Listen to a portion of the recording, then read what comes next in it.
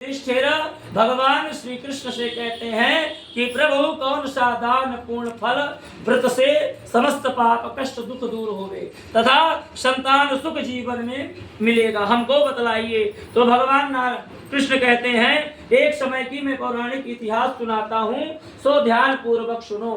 अयोध्या का एक राजा था, उनकी पत्नी का नाम चंद्रमुखी था। वहीं पर एक ब्राह्मणी थी और उन दोनों में बहुत प्रेम था। उनका नाम भद्रमुखी था।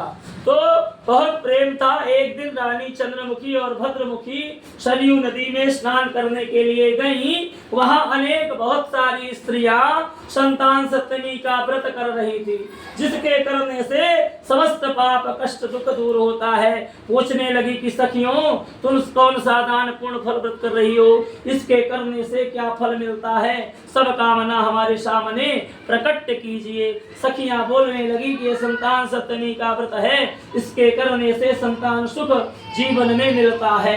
ऐसा सुनकर रानी चंद्रमुखी और भद्रमुखी दोनों संकल्प किया कि हम भी ये संतान सप्तमी का व्रत निरंतर करेंगे। ऐसा संकल्प ले लिया, नगर की ओर आ गए और संतान सप्तमी आया तो रानी कभी इस व्रत को करती, कभी ना करती और कभी भूल जाती और ब्राह्मणी निरंतर इस व्रत को करती रही।